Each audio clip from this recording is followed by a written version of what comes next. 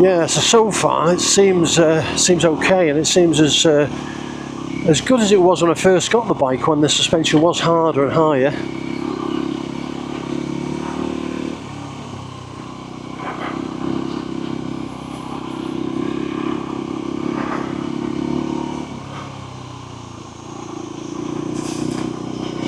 Amazing smell of pine when you come along here, because the sun is obviously bringing the sap out of the pine trees, so you're sort of enveloped in this smell of pine. One thing I will have to alter is the gear shift on this. I'm struggling to get my boot under there. I don't think that's anything to do with the dynamics of the suspension that I've put on it now.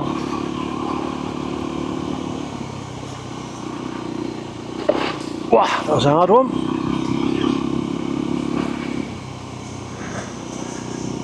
Now for these trails, tongue-in-cheek, I'd say that these wishbones are probably okay, as long as you're not going to be getting a lot of air and a lot of big jumps. You're going to be quite okay on this. I know a bit further on there's some major ruts.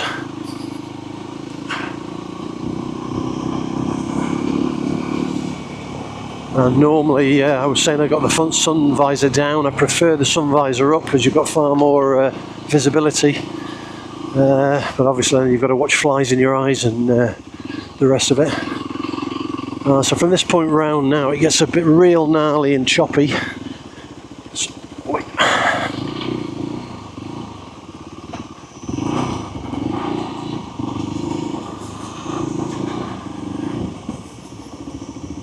Popular trail list that leads from the Sierra di Ricotti over towards Calasparra, and it's on all the GPX maps trails in this area. It's a stunning bit of countryside. And again, like I've said before, I mean, there are people that race along these at breakneck speed, and youngsters who are pretty much skilled on off-road riding. You know, they're sliding the back end and scooting around, but for those of us that haven't got the technical ability or the confidence, I would say, to go racing around like a lunatic, there's absolutely no need. You buy something like this at a reasonable cost, and it gets you to places like this with views like that. So let's just stop the bike here now. Stopping's really nice, feet down, both feet down actually. And yeah, it's just stunning to get out in the wilderness. And I said it before, Spain is pretty much like Canada or Alaska, in as much as there's no gates, there's no fences. People have, you can see in the distance all the fields there. Obviously we've got no zoom on the DJI, but even wherever there is fields, I mean, you see the shepherds walking their sheep. They have to be herded like in times gone by, so there's no fences to keep them in. And the shepherd takes them out, walks them all day, rests under a tree while they're eating, then walks them back, and they go to a safe corral at night time. But that openness just gives it a real sense of space, and really makes you realise how vast Spain is. It's a big open country. It covers a lot of square miles or square kilometres. And again, the population of Spain, an interesting couple of notes. The population of Spain is 46 million, I believe. Population of the UK, 65. And we've got about 5 or 6 times the landmass of the UK. Probably about the same length as the UK, but it's obviously a big square lump, Spain, when you look at it on a map. And quite interesting, because a lot of these potholes along here, people have been filling them in. So obviously the farmers who use this all the time with their 4x4s are coming along here and quite aware that they're maintaining it to a certain level, not totally, but they are looking after it. Yeah, more holes filled in here. A lot of the real bad ones that were here before have been filled in. I know this section here that I'm coming around now is really rutty and deep, so there's definitely been some repair work, whether it's the forestry or farmers. This section here was always bad.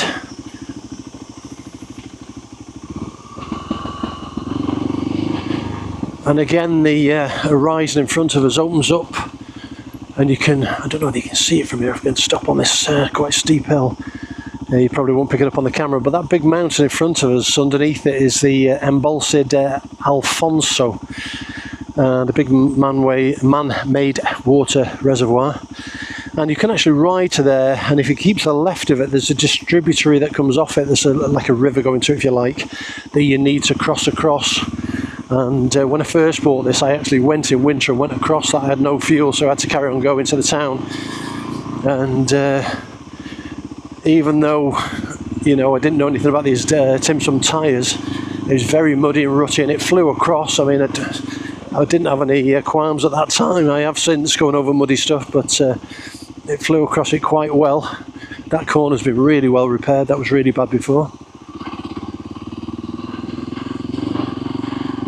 And the low down torque on this little 300 rally for poodling like this gives you loads of confidence, like I've said before. I'll just go a bit further on.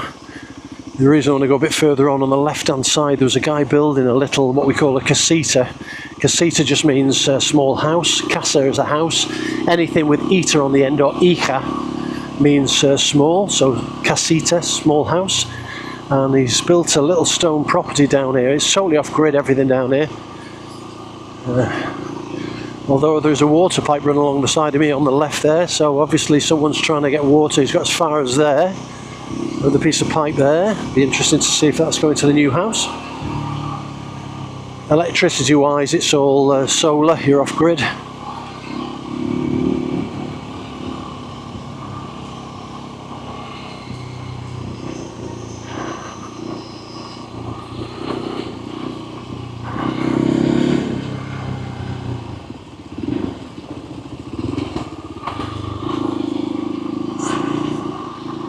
Yeah, so the house is over to my left. I don't know whether you'll see it again on camera. Very interesting design. Not typical of this area. Very few stone-built houses, but yeah, very pretty little house.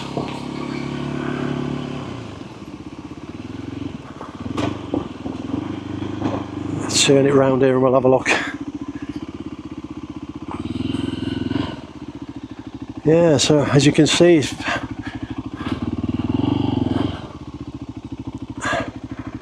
it's more northern Spain design than southern Spain, but it's very nice. I don't know whether it's cladding or it's actually built of stone, but yeah, quite like that. Yeah, so you can see the mountains go forever and a day. Beautiful, beautiful landscape. But I would say the temperature's in the low to mid 30s now, and it's time to head back. Cold alcohol-free beer and a dip in the pool, I think.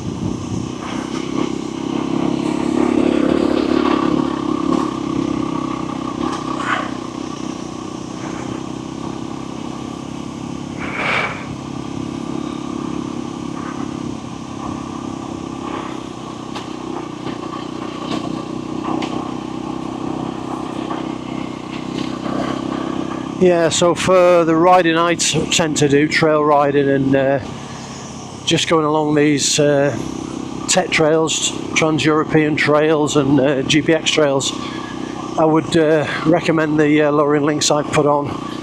I'll inspect them each time I ride out just to see if there's any stress marks, any fracture marks or any signs of them failing. But at the moment, a few rides out I've had on them seem to be okay. It seems a lot better with the rear spring compressed. It's made the ride a bit stiffer, but in general it seems better. So, just a small snippet, guys. Hope you enjoyed the video. As usual, like, subscribe. There's not much to tell you on the DSX really, the 900.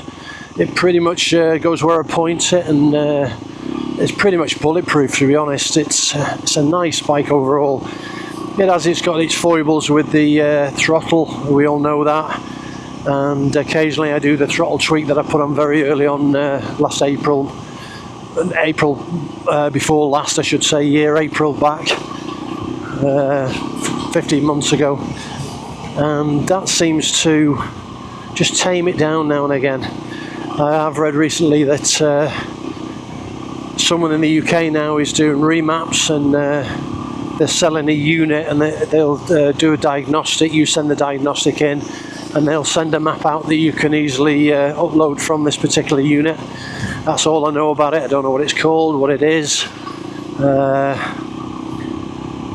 yeah, I mean, that's fine if you can put it back to its original setting, because obviously emissions controls are fairly stringent here in Europe, and especially in Spain.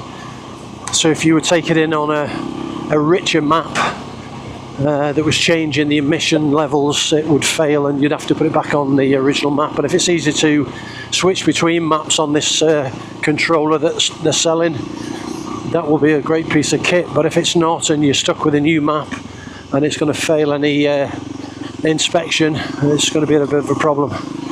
Anyway, guys, I'll carry on filming footage as a B-roll to use in future, and I'll catch you in the next one. So ride safe, peace out, guys, and enjoy your green laning or your adventure bike riding or whatever type of bike riding you do, and look after yourselves, ride safe.